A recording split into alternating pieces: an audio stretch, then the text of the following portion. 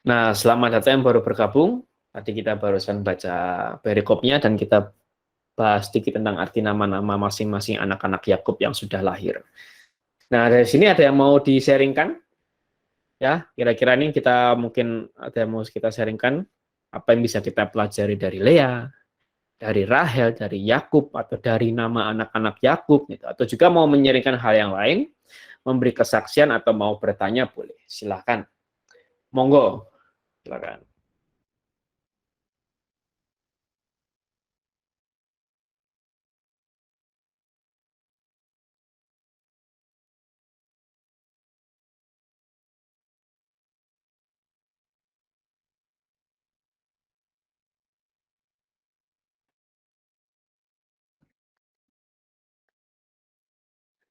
Ada?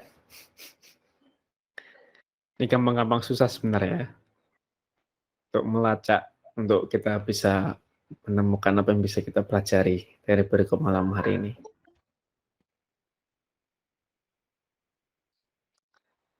Silakan.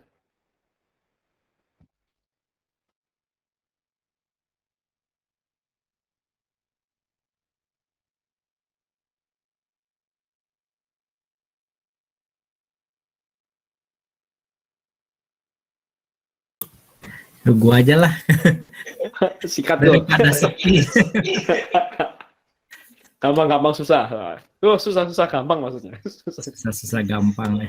Monggo silakan. Di sini kita lihat keadilan Tuhan sih. Ya itu mah udah jelas lah, Tuhan mah maha adil.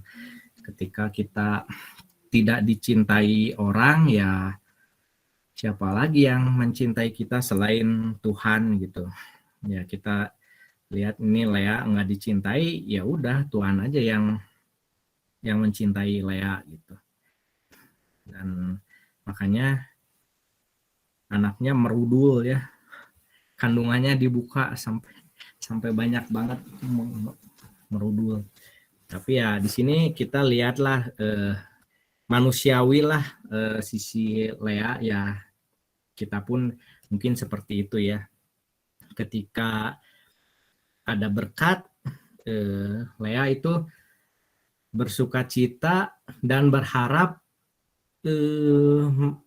orang di sekitar, dan berharap dia lebih dicintai oleh orang sekitar dia gitu. Padahal kan yang kasih berkat kan Tuhan. Ya manusiawi lah, kalau kita juga dapat berkat ya mungkin kita juga agak lupa gitu. Kita berharap nih saya gitu, berharap orang di sekitar kita lebih respect kepada kita gitu. Tapi di sini akhirnya dia sadar ketika dia melahirkan Yehuda. Ketika dia mengandung Yehuda, akhirnya dia sadar kalau dia memang tidak bisa memaksakan kehendaknya Yakub ya, memaksakan kalau Yakub itu harus lebih mencintai dia. Makanya ya udahlah, aku bersyukur aja. Makanya itu kenapa Yehuda itu lebih diberkati oleh lebih diberkati dibanding saudara-saudaranya. Ya salah satunya karena penamaan dia gitu, penamaan kata Yehuda itu. Nah di sini juga ya saya pernah cerita ya, 3 patriark ini cewek-ceweknya lebih powerful ya. Ini karena yang menamai anak-anaknya ya semuanya istri-istrinya, bukan Yakub yang menamai ya, kecuali nanti Benyamin itu Yakub yang menamai itu.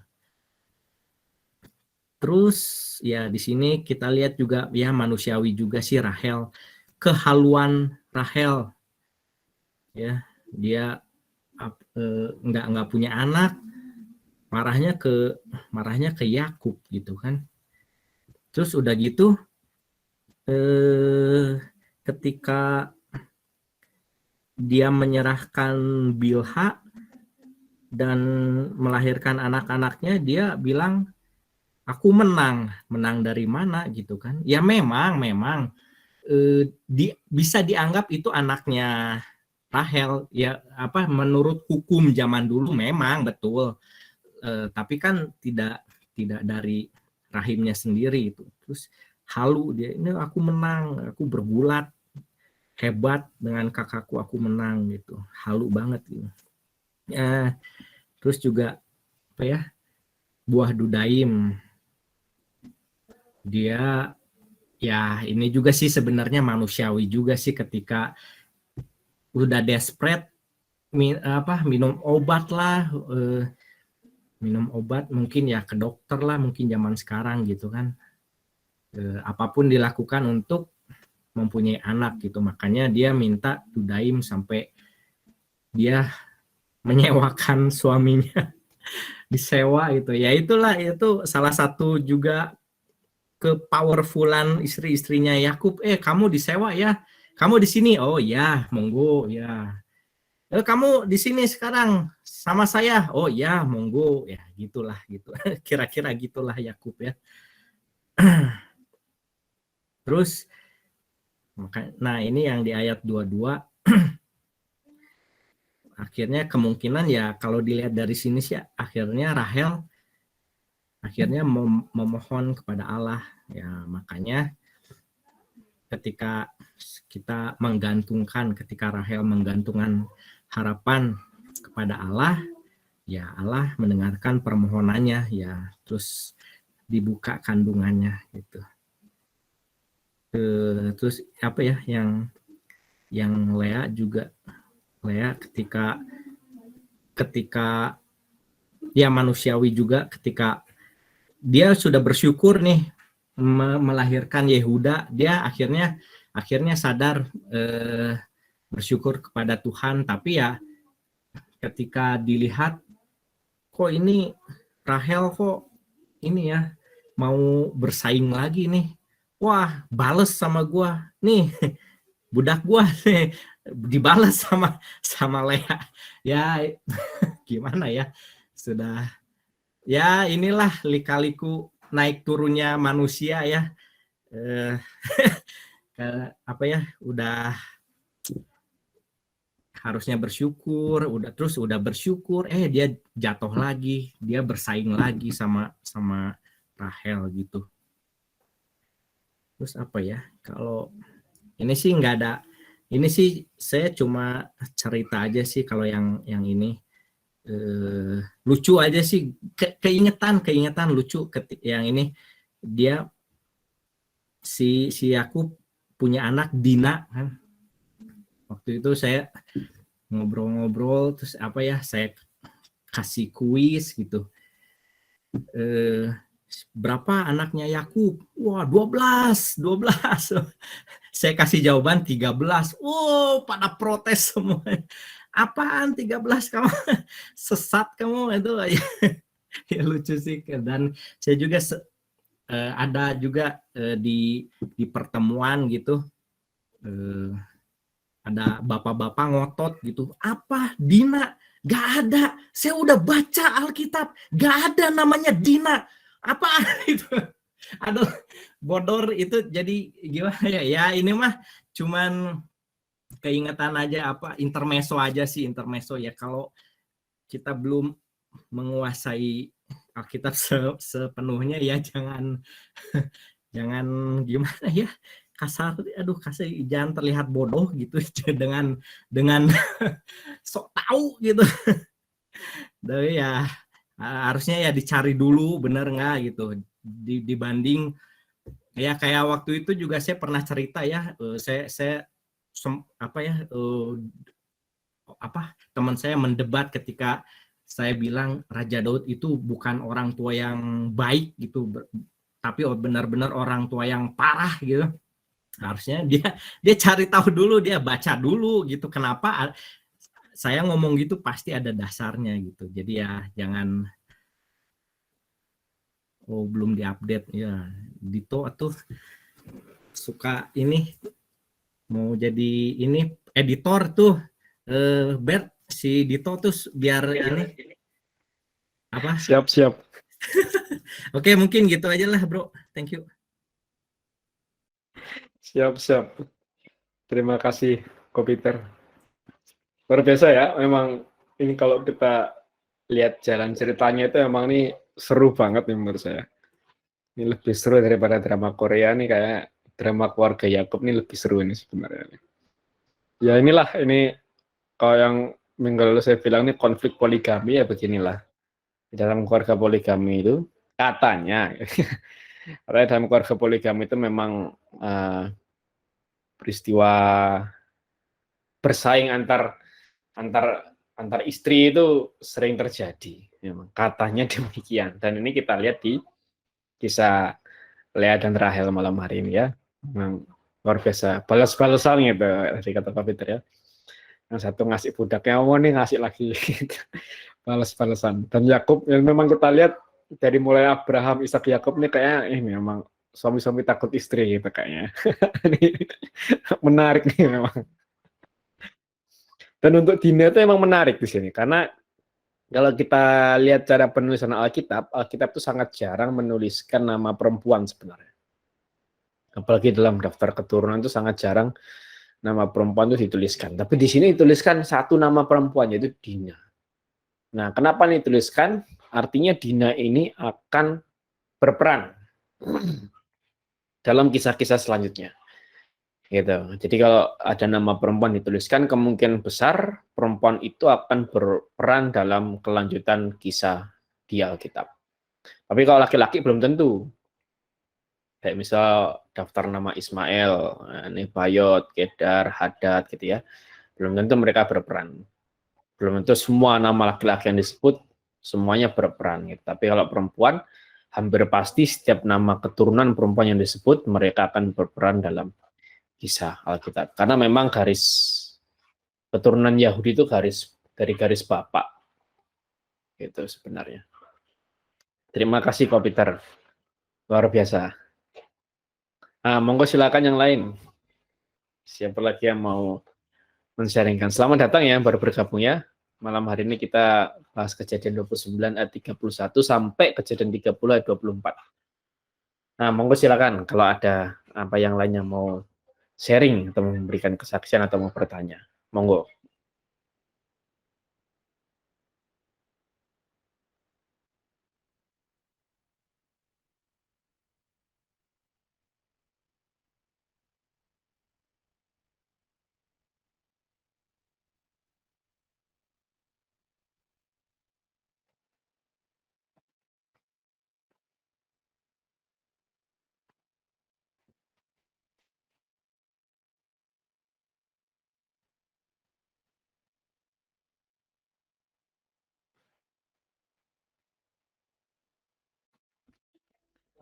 Oke, siapa lagi?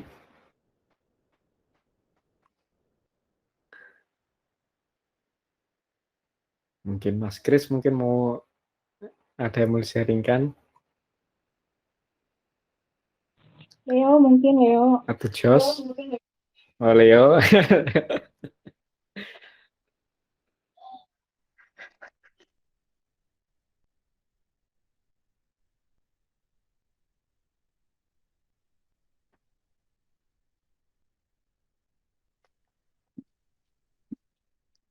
Tenang, Le, tenang.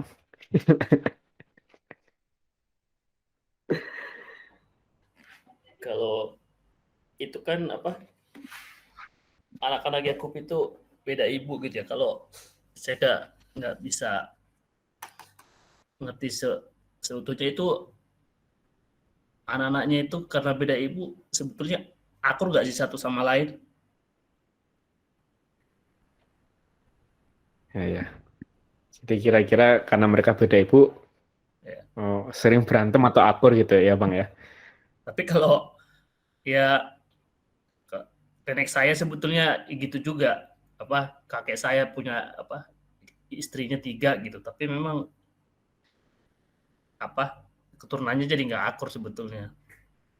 Tapi nggak tahu kalau apa anak-anak Yakub itu satu sama lain benar-benar akur, nggak tahu juga gitu.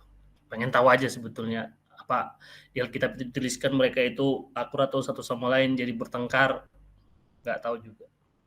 Itu pertanyaan saya sih sebetulnya. Mau menambahkan aja, jangankan beda ibu. Yang satu ibu aja suka berantem, apalagi beda ibu. Itulah hidup. Iya deh Bu. Benar nggak? Cuma mau menambahkan juga kan itu kan yang permusuhan Yusuf sama saudara-saudara lainnya itu kan ya juga menandakan ini kan mereka itu sebenarnya nggak akur. Yes, benar. Oh iya, iya sih, ya itu jelas. Itu jelas Yang banget kan. Yusuf itu kan Yusuf anaknya Rahel, anak yang terakhir.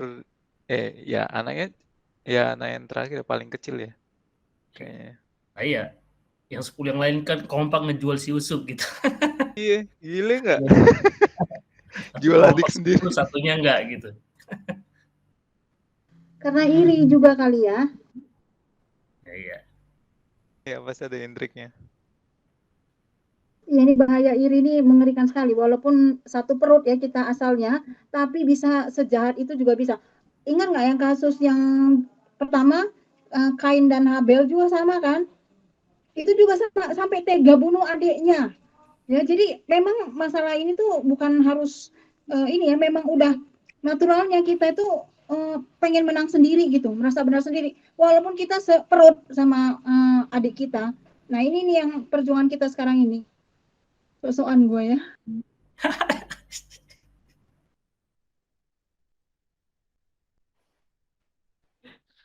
Betul Oh. itu.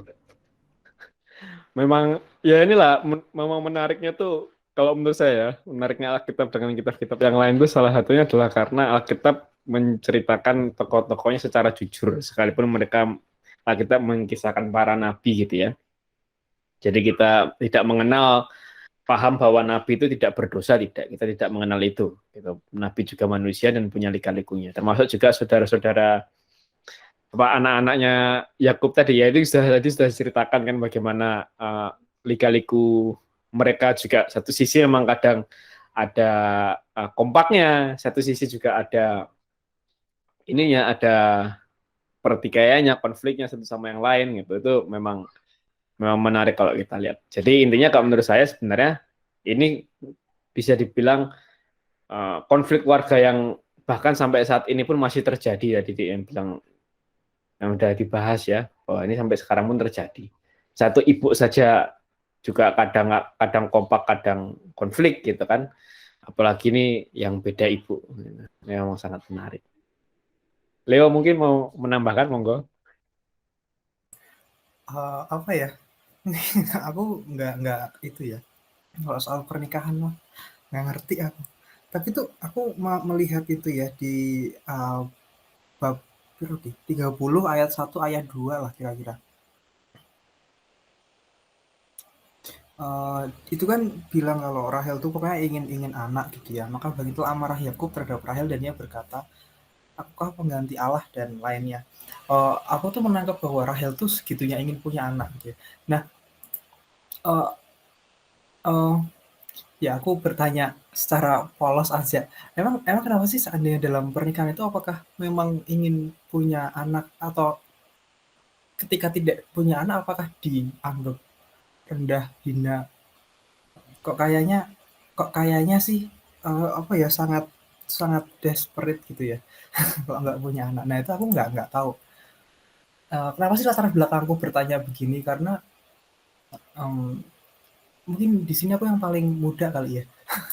Nah, aku dengan teman-temanku dulu sih waktu kuliah ngobrol-ngobrol biasa, itu kebanyakan memang pada nggak pengen punya anak loh, mau menikah gitu katanya. Mereka fokus berkarir, fokus apa, mereka nggak ingin punya anak dengan alasan-alasan apalah. Nah, mungkin itu emosional sesaat, tapi barangkali itulah apa ya, ada kecenderungan gitu ya dari generasiku ke bawah, bahwa menikah tuh ntar aja, seandainya menikah pun mereka cuman ya membentuk keluarga bersama 2 orang, nggak punya anak. gitu sih. Nah, jadi pertanyaannya yang utama adalah apakah dalam konteks di sini di anak-anak Yakub ini terutama tokoh si Rahel, apakah latar belakang budaya saat itu memang seandainya tidak punya anak itu dipandang rendah atau dipandang hina? Kalau di Jawa kan ya mesti kan ada perkunjungan waktu mandul mesti gitu. Karena mesti ada gitu-gitunya, walaupun aku juga nggak habis pikir ini kenapa orang nggak punya anak kok kenapa diomongin gitu loh. Nah, kira-kira gitulah kondisi masyarakat mungkin ya. Aku lebih ke situnya. Thank you. Aku nambahin ya, karena punya anak. Nah, kalau yang udah nikah pasti ngerti, karena sebelum kita menikah tuh pasti ada, kalau di gereja Katolik apalagi ya, ada pembinaan. Nah, salah satunya untuk tujuan kita menikah itu untuk melanjutkan keturunan. Ya itu udah memang ketetapannya gitu. Kalau memang nggak pengen punya keturunan, ya nggak usah nikah. Nah, itu sebenarnya tujuannya. Kalaupun di dalam pernikahan, ini cuma nambahin nanti mungkin ya. Kalau dalam pernikahan akhirnya nggak punya anak, itu karena sesuatu dan lain hal, mungkin karena sakit atau apa gitu ya, itu nggak jadi masalah asal tujuannya itu bukan untuk selfish gitu, bukan hanya untuk menghindari tanggung jawab atau menghindari penderitaan, itu nggak boleh, karena tujuan orang menikah ya itu prokreasi. Nah, karena tujuan orang menikah salah satunya adalah melangsungkan keturunan. Jadi kalau dia nggak pengen menikah, nggak pengen punya keturunan tapi pengen menikah doang, nah itu zina jadinya. Nah, jadi coba diselidiki lagi, karena kalau kita baca yang kita dulu pernah bahas ya, yang di Kejadian 1 ya, tujuan Tuhan itu mempersatukan Adam dan Hawa, sama kan, beranak cuculah dan bertambah banyak dan kuasailah bumi. Nah, balik lagi ke situ, ke tujuan Tuhan itu apa untuk kita menikah, itu sih. Mungkin Bapak bisa menambahkan. Terima kasih, luar biasa. Nah, itu tadi sudah dijelaskan konteks zaman sekarang ya, dan tentang apa yang diajarkan gereja. Prokreasi, pro-life, itu kan yang gereja ajarkan. Jadi sekalipun ada pasangan yang ternyata sudah berusaha untuk punya anak, tapi tidak Tuhan kunjung berikan anak, gereja sangat menyarankan bagi mereka untuk mengadopsi anak. Itu kata katekismus gereja Katolik. Jadi intinya pro-life, prokreasi. Nah, kalau zaman Yakub, nah kita perlu tahu dulu Yakub hidup kapan. Yakub ini hidup sekitar abad ke-18 sebelum Masehi. Jadi kira-kira 3.800 tahun yang lalu. Ya kan? Nah, dan kita perlu tahu konteks zaman masyarakat kuno saat itu, apalagi di daerah Mesopotamia dan Kanaan, salah satu dewa yang paling terkenal itu adalah dewa kesuburan. Saya lupa namanya apa. Aku lupa namanya. Istar atau apa, aku lupa namanya. Itu dewa kesuburan. Dan itu ditemukan dari temuan-temuan arkeologi yang banyak ditemukan di Mesopotamia dan Kanaan, itu adalah bentuk penis. Jadi bentuk penis itu banyak ditemukan di reruntuhan rumah-rumah. Gitu kan? Dan itu melambangkan dewa atau dewi kesuburan. Nah, dan itu membentuk akhirnya, termasuk juga membentuk keluarga Yakub. Apalagi Lea dan Rahel ini hidup di Mesopotamia kan lama. Apalagi kalau kita lihat pasal-pasal berikutnya, ternyata Lea dan Rahel ini penyembah dewa-dewa. Laban itu penyembah dewa-dewa. Nah, dewa-dewa pagan, dewa-dewa Mesopotamia. Nanti kita akan baca bahwa Rahel itu mencuri patung dewa ayahnya. Nah, itu nanti di pasal-pasal berikutnya ya. Nah, itu yang pertama. Jadi memang keturunan itu bagi mereka sangat penting. Dan bahkan saat itu juga paham termasuk banyak anak, banyak rezeki itu termasuk paham yang populer di saat itu. Jadi banyaknya anak itu bentuk dari banyaknya berkat Tuhan atas mereka atau berkat para dewa atas mereka. Itu yang kedua. Lalu yang ketiga, kalau seseorang tidak punya anak, bagi laki-laki khususnya ya, maka dia akan bingung untuk memilih ahli waris. Seperti kisah Abraham. Ya kan? Abraham itu ketika tidak punya anak sama sekali, dia akhirnya mengangkat Eliezer untuk menjadi ahli warisnya. Ketika Abraham bilang, masa Eliezer ini orang Damsyik yang akan menjadi ahli waris seluruh isi rumahku, begitu. Itu karena Abraham sudah mengangkat Eliezer sebagai ahli waris karena dia belum punya anak. Tapi Tuhan tidak mau itu. Akhirnya Abraham masih pakai cara yang lain, cara kuno saat itu, yaitu mengambil budak. Sarah menyuruh Hagar, yaitu budaknya perempuan, untuk ditiduri oleh Abraham. Lahirlah Ismail. Dan Ismail ini secara hukum dianggap sebagai anaknya Sarah, bukan anaknya Hagar. Secara hukum tapi Tuhan tetap tolak. Jadi Abraham berharap Ismail jadi ahli warisnya, tapi Tuhan tetap tolak. Bukan itu yang Tuhan mau. Yang Tuhan mau adalah anak yang benar-benar lahir dari kandungan Sarah sendiri, yaitu Ishak. Nah, itu konteks yang ketiga. Jadi memang konteks masyarakat kuno saat itu, keturunan itu sangat-sangat penting. Itu makin banyak keturunan, maka itu bentuk makin banyaknya berkat Tuhan atas mereka. Dan ini ternyata bukan cuma di Timur Tengah gitu ya, bahkan sampai ke dataran Cina pun juga konsep itu masih kuat berlaku di masyarakat. Nah, begitu memang. Begitu Leo. Luar biasa. Terima kasih.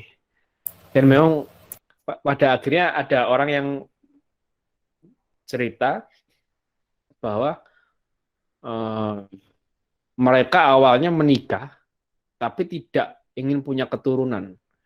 Dan akhirnya ketika udah masuk umur 40-an, 50-an, ketika makin susah mereka punya anak, dan tiba-tiba mereka pengen punya anak di umur 50-an itu.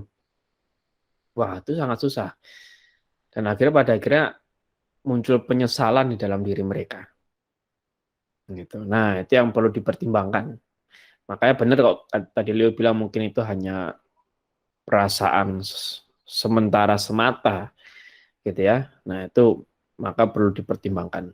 Dan karena kembali lagi ya, untuk apa menikah kalau tidak prokreasi? Kalau hanya untuk bersenang-senang, kalau hanya untuk rekreasi ya, kenapa menikah? Menikah itu bukan rekreasi, tapi menikah itu prokreasi. Nah, kira-kira begitu. Begitu Leo, terima kasih, luar biasa. Ada lagi yang mau sharing? Yang mau tanya? Memang menarik ya perikop malam hari ini ya. Silakan. Mau nambahin lah tentang Silakan monggo. yang punya anak itu. Kalau ini sih pandangan gua ya pribadi ini mah ya silahkanlah kita berdiskusi lah. Butuh sih sebenarnya zaman sekarang itu anak gitu, karena buat nanti kelak kita tua, kalau kita nggak punya anak susah siapa yang ngurus kita gitu. Makanya kalau saya sih ya suka saranin ada sih kenalan yang nggak punya anak gitu ya, saya mah saranin ya adopsi aja gitu, karena ini nanti kalau udah tua siapa yang ngurus gitu, kalau bukan anak kita teh siapa, minimal kalau nggak punya anak ya kita adopsi buat ya nanti ya, lagian juga kan banyak lah panti-panti yang nggak keurus gitu kan, banyak kemana hartanya kan pusing kan, jadi juga kan banyak panti-panti yang memprihatinkan gitu. Kenapa enggak kita mengadopsi aja sekalian, kan itu memberkati kan, karena ngelihat anak-anak panti yang terlantar gitu ya, sekalian memberkati. Karena yang sekarang juga saya ngerasain sih sebenarnya, emak engkong masih hidup ya, anak 2 gitu, tapi tetap masih ngerasa kesulitan loh, ini ngurus emak engkong tuh masih ngerasa kesulitan loh, apalagi nanti kalau nggak ada keturunan gitu, itu nasib emak engkong gimana ya kayak gembel atau meren, nggak ada yang ini ya, karena ya anak-anak sendiri pun masih suka kesulitan, apalagi kalau kita mengharapkan ya mungkin sepupu gitu, anak sepupu, aduh atuh pasti anak sepupu juga udah sulit mengurus orang tuanya, mereka kan udah sulit, apalagi ditambah ini lagi, waduh. Liar.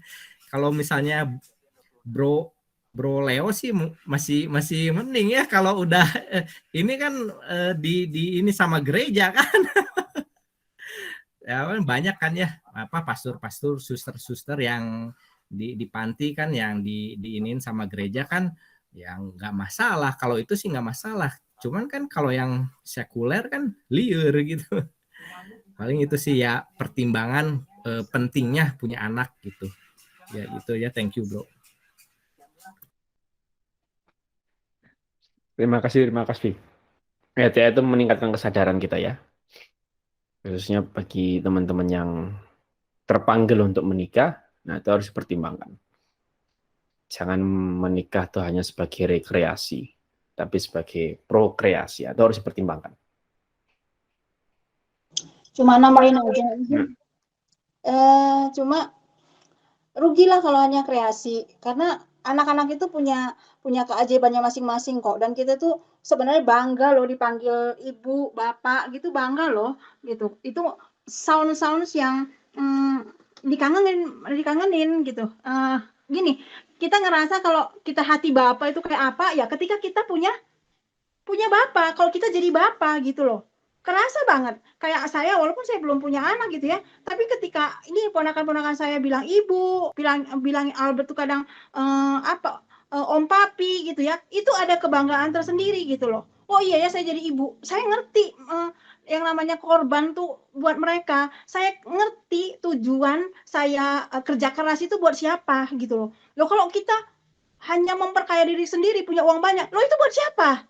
Ya kan? Kebanggaan kita memang balik lagi. Kalau itu bisa jadi berkat, bisa disalurkan, kasih kita itu bisa disalurkan. Makanya kebayang nggak sih teman-teman, kalau ada mereka yang nggak nikah gitu, tau nggak mereka ngapain? Pelihara anjing kalau nggak kucing. Kenapa? Kasih itu penuh di kita, pengen disalurkan. Nggak pasti pelampiasnya ke sana. Jadi itu udah naturalnya begitu.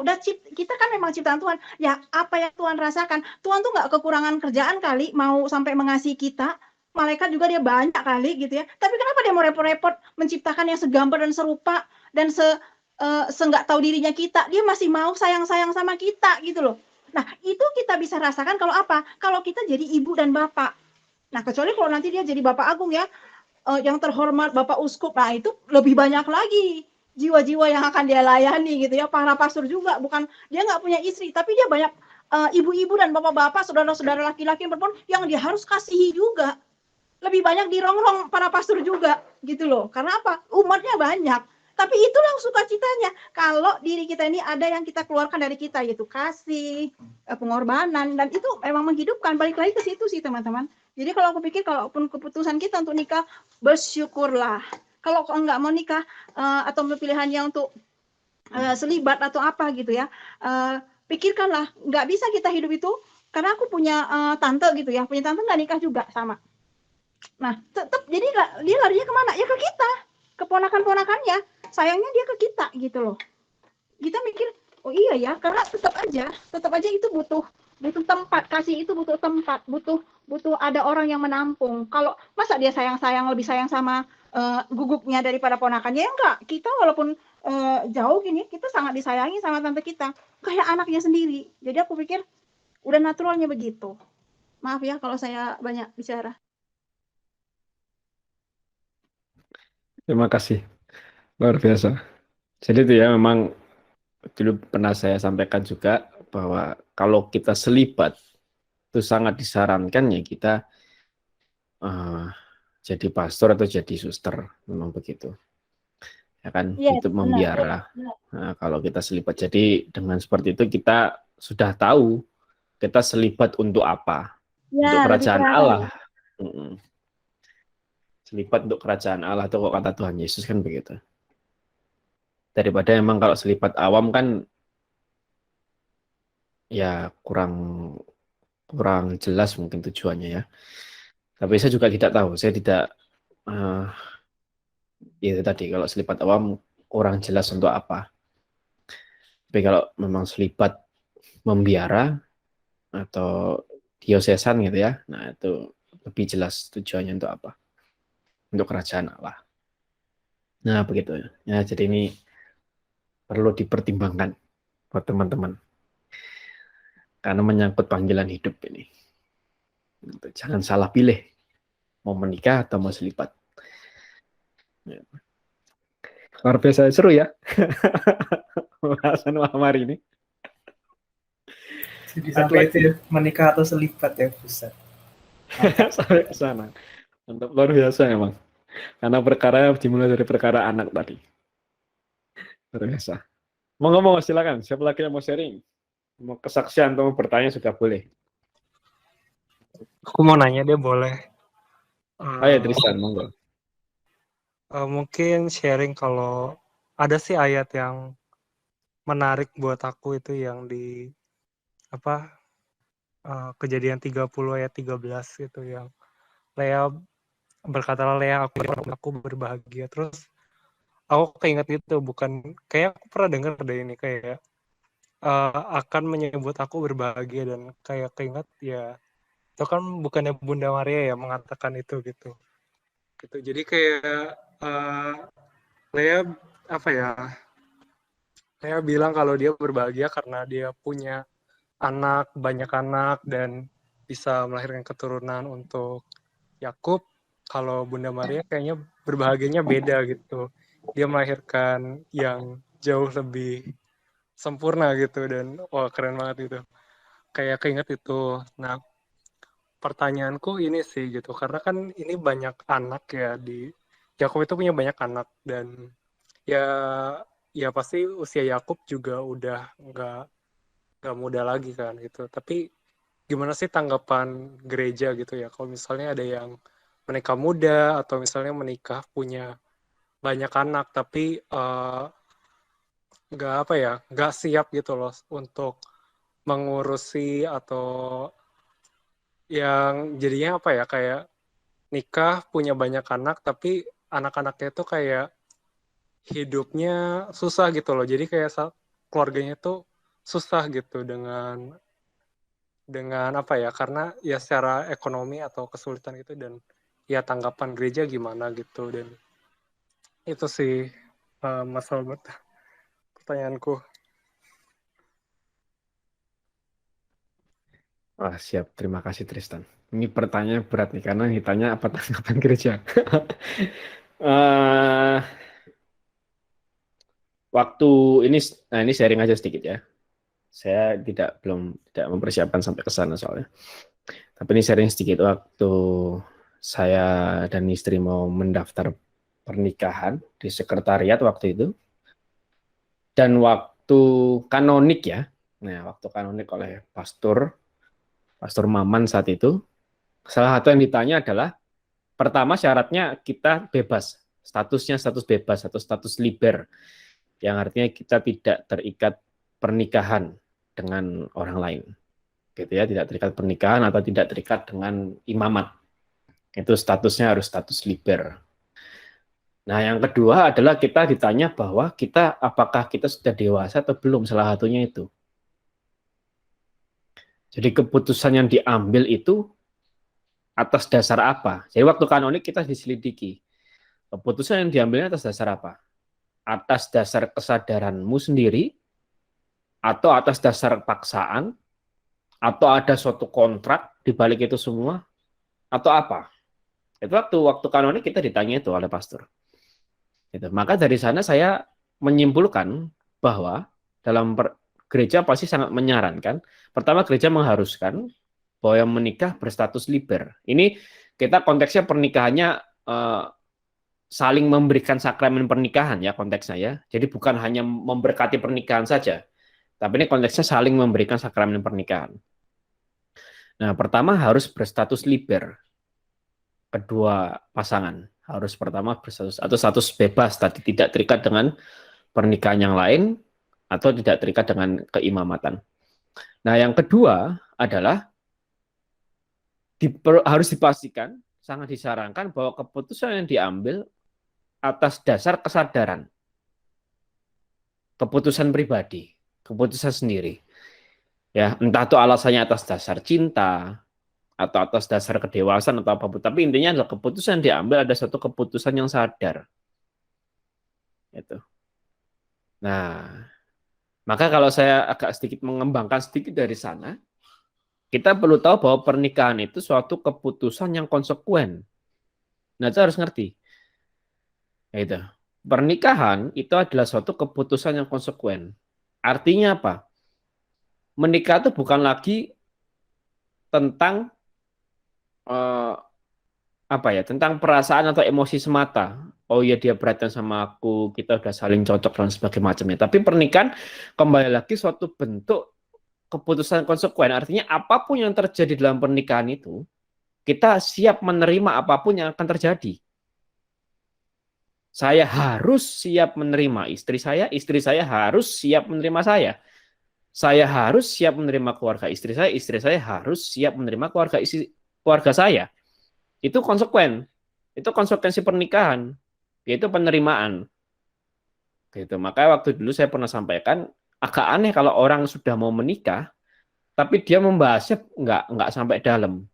Dia nggak membahas tentang keluarga, dia nggak membahas tentang pribadi masing-masing, dia nggak membahas tentang masa lalu pribadi masing-masing, dia nggak membahas tentang masa depan, keputusan apa yang harus diambil, suatu kesepakatan apa yang harus diambil, itu aneh menurut saya.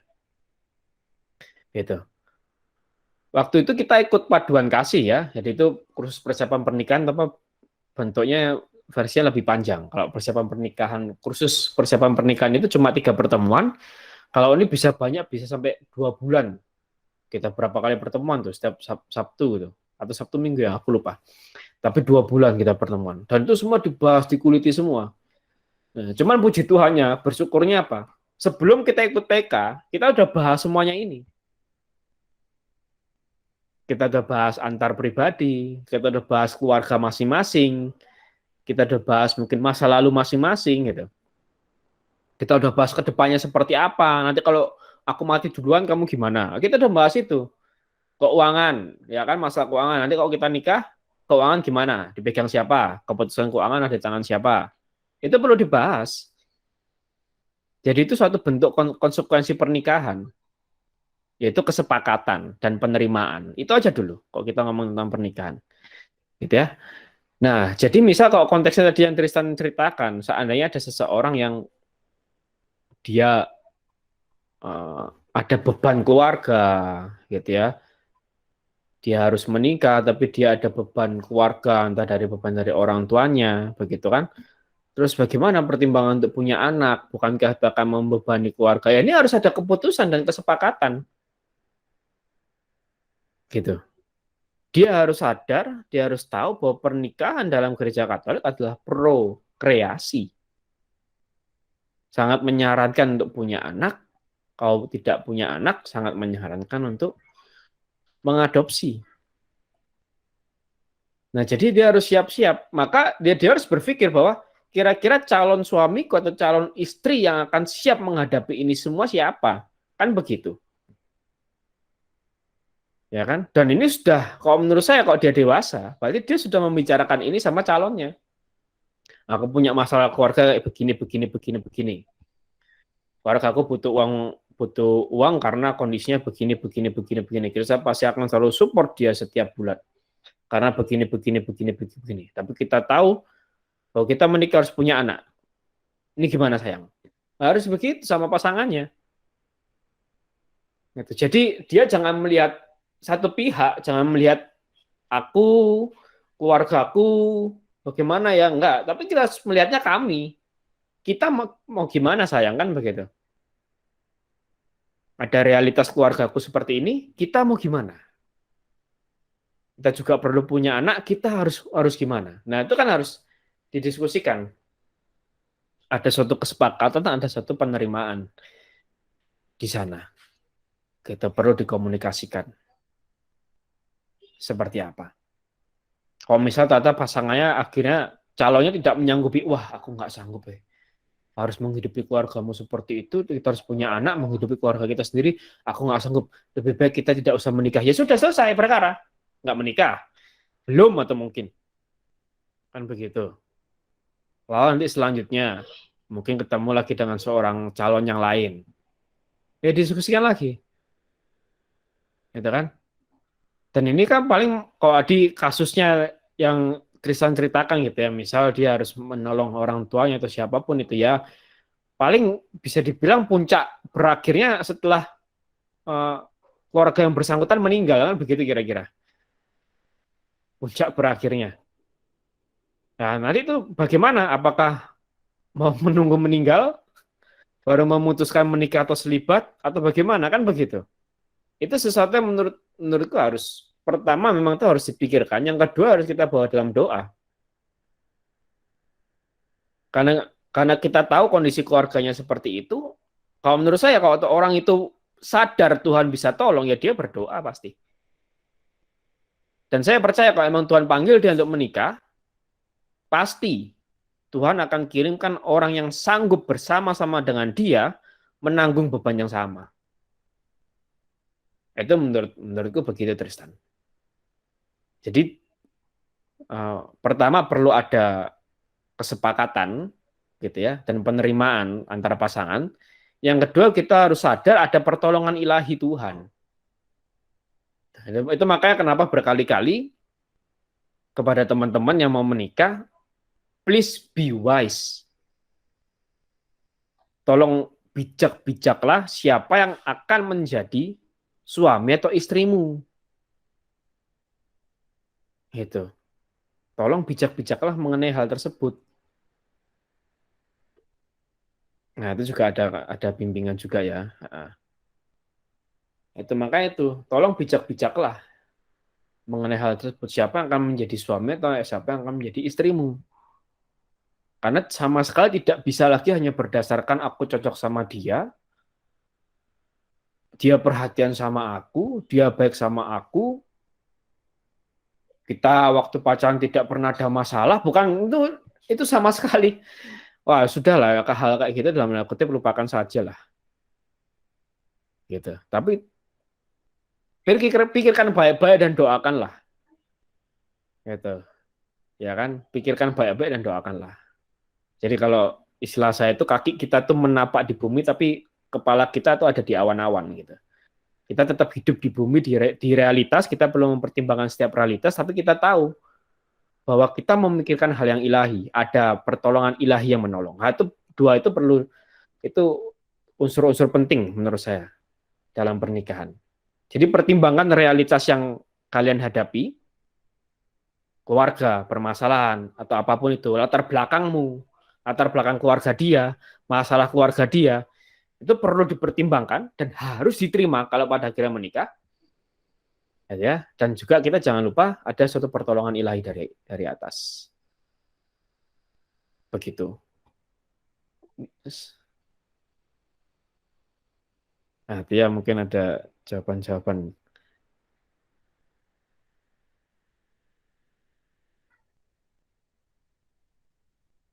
Nah, itu juga itu apa? Edukasi seksual. Ya. Nah, semoga menjawab Tristan ya. Saya agak kemana-mana.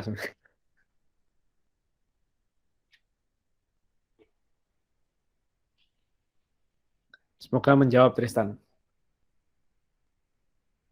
Atau masih belum terjawab?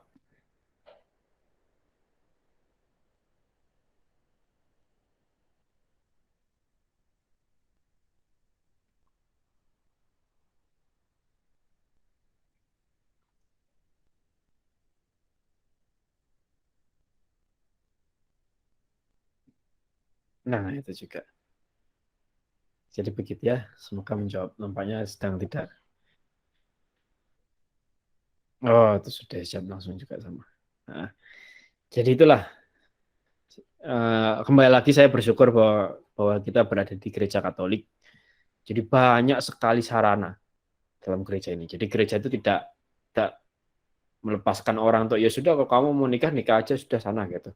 Enggak, tapi gereja sangat bertanggung jawab. Bahkan dengan keputusan kita pun gereja bertanggung jawab. Dengan bimbingan-bimbingan yang ada, dengan badan-badan konsultasi yang ada dalam keluarga juga itu sangat membantu. Nah, begitu.